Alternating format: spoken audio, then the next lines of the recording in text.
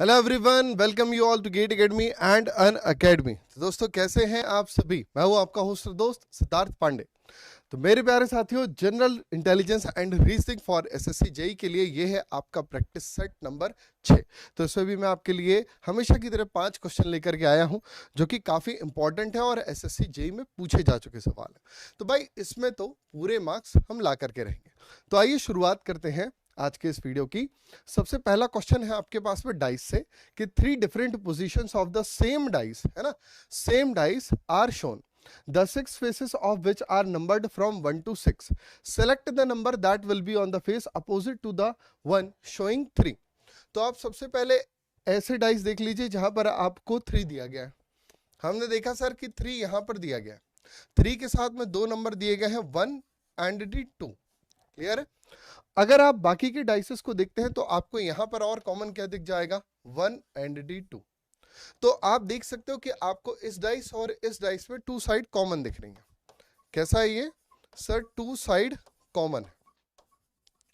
तो 2 side common होने पर क्वेश्चन को सॉल्व करने के लिए हम कहेंगे कि uncommon side are opposite side.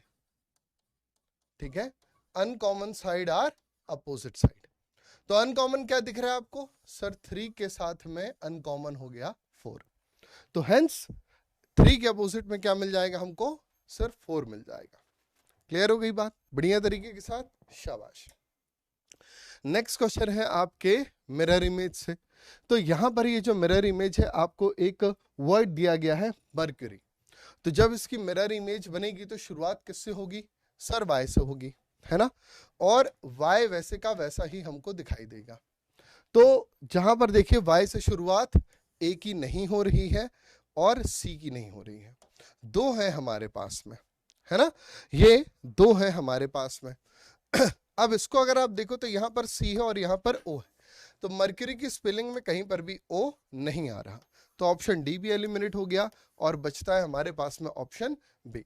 तो कभी भी मिरर एंड वाटर इमेजेस के क्वेश्चंस को सॉल्व करने के लिए आप हमेशा ऑप्शन एलिमिनेशन मेथड का इस्तेमाल करें। अगर आप ये ढूंढने जाओगे कि कौन सा सही है तो वो टाइम टेकन होगा। बेहतर होगा कि आप ढूंढें कौन सा गलत है, एलिमिनेट करें, तो जो सही है वो अपने आप निकल के बाहर आ जाएगा। अगला क्वेश्चन देखते हैं। ये है आपके पास में एक अल्फाबेट सीरीज से और बहुत ही प्यारा क्वेश्चन है। ठीक है, तो अगर आप इस सीरीज को गौर से देखते हो तो आपको दिखाई देगा कि सभी की शुरुआत जी से ही हो रही है ना, लेकिन आखिरी में जी बदल करके के हो गया। तो कैसे हो रहा है उस बात पर गौर करें। तो यहां अगर आप देखो तो ई में सिर्फ एक लेटर में इन्होंने किया है +4। कितना किया हुआ है? सर +4 किया हुआ है।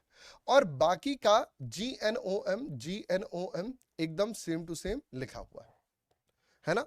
अब अगले वाले में अगर आप यहां पर देखो तो आपको 3 में चेंजेस दिखाई दे रहे हैं, बाकी GN कॉमन है। फिर उसके बाद 1 2 3 यानी कि यहां इन 4 में चेंजेस दिख रहे हैं। फिर उसके बाद आखिरी में, यानी कि इसमें क्या किया गया है कि जब आपके पास में 5 लेटर्स है ना, 5 लेटर्स है, तो हर बार पीछे साइड से एक एक लेटर में चेंजेस किए गए।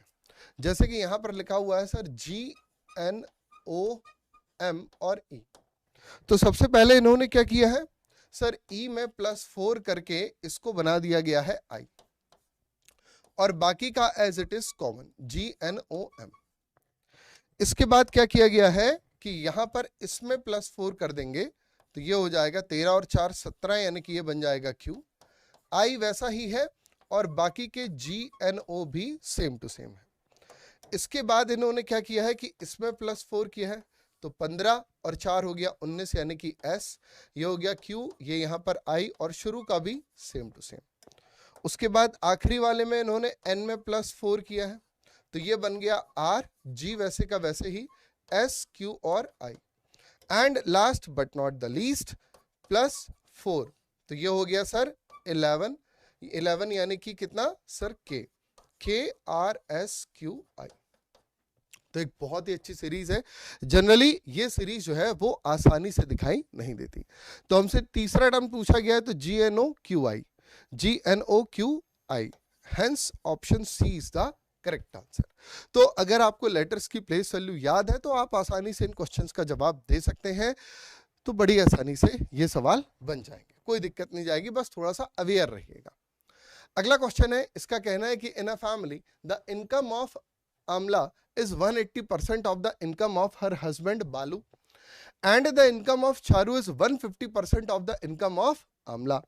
If the total income of Amla, Balu and Charu together is rupees 1,10,000, what is Charu's income? चलिए ठीक है भाई, तो हम यहां पर सबसे पहले किसकी इनकम ले लेते हैं? सर बालू की ले लेते हैं। बालू की इनकम को अगर मैं x मान लूं तो मेरे पास में आमला की इनकम कितनी हो जाएगी? सर ये हो जाएगी 1.8x, कह सकते हैं, बिल्कुल।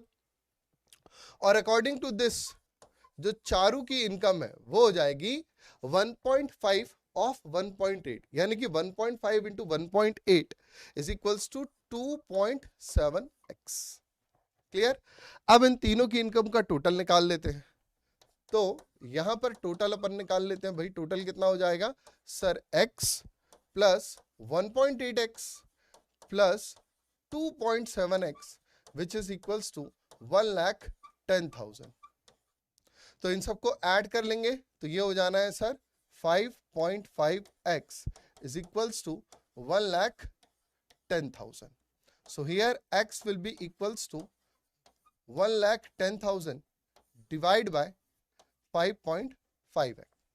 तो 5.5 इसको हटाएंगे, जीरो से काटेंगे तो हमारे पास में मिल जाएगा ये 20,000। कितना? 20,000। तो x की वैल्यू मिल गई, x की वैल्यू मिल गई है तो चारू के लिए निकाल लेते हैं, which is 2.7 multiplied by 20,000। So that will be 50, 27 दूनी 54, 54,000, 54,000। ठीक है, कितना आ जाएगा ये? सर ये आ जाएगा 54,000। Hence the option D will be the correct answer. तो आपको जब भी कोई चीज ना बन रही हो तो उसको सीधा एक्स के टर्म में ले जा करके सॉल्व कर दे, सब कुछ बन जाएगा, कहीं कोई दिक्कत नहीं आएगी। क्लियर है? बहुत बढ़िया। नेक्स्ट क्वेश्चन देखते हैं जो कि है आपके वेन डायग्राम से, rational number, whole number and real number. तो रैशनल नंबर, होल नंबर और रियल नंबर के बीच में क्या बेस्ट रिलेशनशिप आएगा, इस बात का जवाब आप मुझको देंगे कमेंट करके। ठीक है, अब देखो इस क्वेश्चन को सॉल्व कैसे करते हैं कि रैशनल नंबर और होल नंबर के बीच में क्या रिलेशनशिप बनेगी, होल नंबर और रियल नंबर के बीच में क्या रिलेशनशिप बनेगी। तो इसका आंसर आप मुझको कमेंट बॉक्स में कमेंट करके बताएंगे। ठीक है, इस क्वेश्चन का आंसर आप मुझको कमेंट बॉक्स में कमेंट करके बताएंगे, फिर मैं आपको बता दूंगा सही है या गलत है। क्लियर है? शाबाश। So here is my profile, Telegram and Unacademy profile. तो आप इस क्यूआर कोड को स्कैन करके मेरे साथ अनअकैडमी प्लेटफॉर्म एंड टेलीग्राम पर जुड़ सकते हैं। So thank you very much. मुलाकात करते हैं हम हमारे अगले वीडियो में। स्मॉल मिलाते जाओ और लार्ज बनाते जाओ। जय हिंद।